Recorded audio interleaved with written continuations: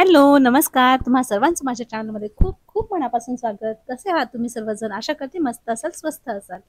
तर मी नाणीजवळून आले आणि तसं तुम्ही सकाळीच आले होते, पण थोडासा आराम वगैरे केला, घरातली कामं वगैरे केली आणि आल्यानंतर ना मग माझ्या माझ्या हसबंडने त्यांचे जे मित्र आहेत ते गावी गेले होते सुट्टी.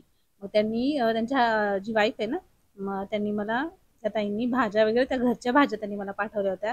त्याच्यामध्ये बऱ्याच भाज्या त्यांनी पाठवलेल्या होत्या. ते तुम्हाला दाखवते मी पुढं. तर नाणीजला गेल्यानंतर ना एक पालखी सोहळा जो होता तो खूप छान अनुभवायला मिळाला. असंच आपण कधीतरी बाहेर गेल्यानंतर अशा अशा स्थानी अशा ठिकाणी गेल्यानंतर तिथली जी ऊर्जा असते ना ती आपल्याला मिळते.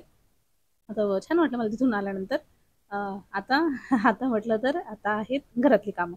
तर त्याआधी मला तुम्हाला सांगायचंय की जो 9 तारखेपासून जो होतोय गुरुचरित्र पारायणाला ज्या लेडीज बसल्या असतील किंवा बसणार असतील, तर ज्या आता 9 तारखेपासून अखंड नाम जप यज्ञ सप्ताह चालू होतोय. दिंडोरी प्रणीत केंद्रामध्ये हा चालू होतो. तर मी पण त्याच्यामध्ये सहभागी होणार आहे. पारायणाला मी सुद्धा बसणार आहे. तुम्ही सुद्धा बसणार आहात का? मला कमेंटमध्ये नक्की सांगा. आणि ज्यांना पारायणाला नाही बसता येत ना, त्यांनी प्रहर सेवा तर नक्की करावी. प्रहर सेवेला खूप महत्त्व आहे. गुरुमाऊली सुद्धा सांगतात, की प्रहर सेवेला किती महत्त्व आहे. प्रहर सेवा करणं म्हणजे एक भाग्यच असतं. आपल्याकडून महाराज ते करून घेतात आणि जी रात्रीची सेवा असते ना 12 त्यामध्ये तर खूप महत्त्व मांडलेलं आहे. आपल्याला एक नवीन अनुभूती तिथं मिळते. जेव्हा प्रहर सेवा करू किंवा आपण पारायणाला बसू. पण आपल्याला जसं जमेल ना तसं आपण ते करायला पाहिजे. तर तुम्ही बसताय की नाही पारायणाला ते पण मला सांगा हां.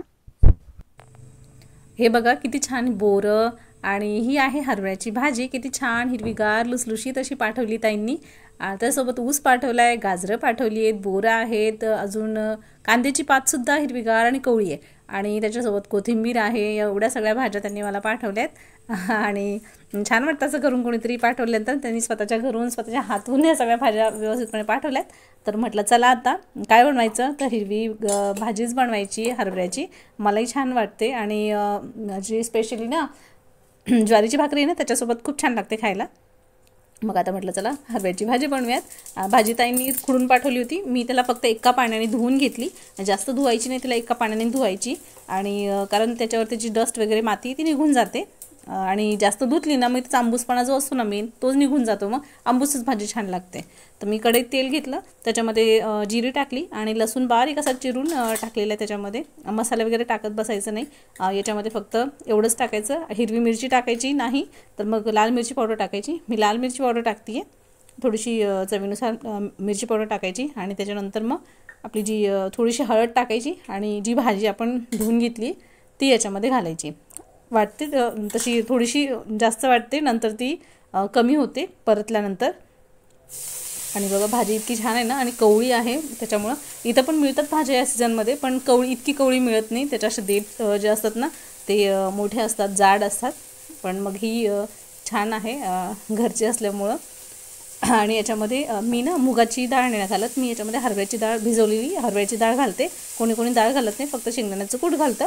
पण मी इथं भिजवलेली हरभऱ्याची डाळ घालते, कारण याच्यामध्ये ती खरीच छान लागते. आणि बाकीचे मसाले वगैरे काही घालत नाही. शेंगदाणे मी काय करते, शेंगदाण्यामध्ये ना थोडंसं 2-3 कुड्या लसणाच्या आणि थोडीशी कोथिंबीर मी वाटताना घालते आणि ते मोठे मोठे वाटते आणि ते मग मी भाजीमध्ये घालते. आणि ज्या पातळ भाज्या असतात ना त्याच्यामध्ये शेंगदाण्याचं कूट, 3-4 कुड्या लसणाच्या आणि थोडीशी कोथिंबीर ते वाटते आणि ते एकदम बारीक वाटून मग ती पातळ भाज्यांमध्ये घालते. याची जी चव लागते ना ती खूप छान लागते. कुठल्याही डाळीमध्ये वगैरे याची चव खूप सुंदर लागते. त्याच्यामुळं मग मी हे असं घालते. आणि जी वास इतका छान येतो आहे ना, असं वाटतं आत्ता खावी, इतकी छान म्हणजे वासच येतो त्याचा. आणि जे बघा हरभऱ्याची डाळ मी याच्यामध्ये भिजवलेली घालते आहे. ज्यावेळेस म्हणजे याचा जो आंबूस वास असतो ना खरं तर त्याच्याने ही भाजी खावीशी वाटते आणि तेच त्याचा वास बघून येतो आहे मला.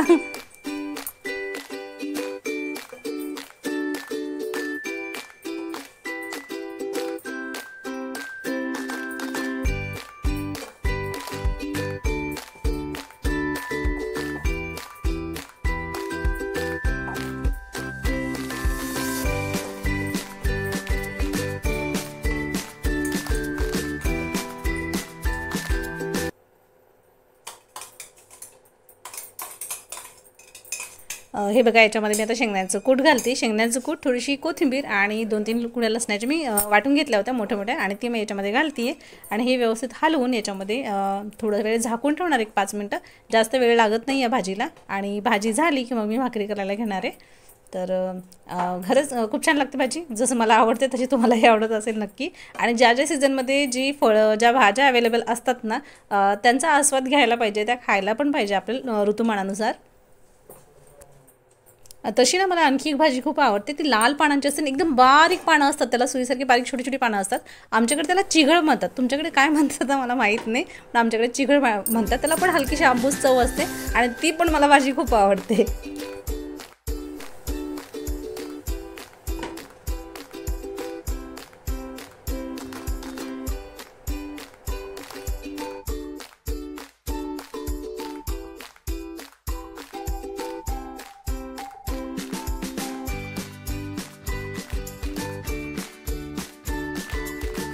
तर भाजी बघा आत्ता झालेली आहे, व्यवस्थित शिजलेली आहे. आता मी गॅस बंद करते आणि ही झाकून ठेवते 5 मिनटं. ही झाकून ठेवते. आणि तर फ्रेंड्स, हा होता आजचा व्हिडिओ. आजचा व्हिडिओ तुम्हाला सर्वांना कसा वाटला ते प्लीज मला नक्की सांगा. छान छान कमेंट करा. व्हिडिओवरती नवीन असाल तर सबस्क्राईब करा. आणि उद्यापासून सुरू होणाऱ्या दत्त जयंती सप्ताहानिमित्त सर्वांना अनेक अनेक खूप खूप शुभेच्छा. पारायणाला बसलेले असाल तर बसा आणि प्रहर सेवेला नक्की आपली सेवा रुजू करा. तर आजचा व्हिडिओ इथंच संपवते, इथंच एंड करते. पुन्हा भेटेन उद्याच्या व्हिडिओमध्ये. तोपर्यंत बाय.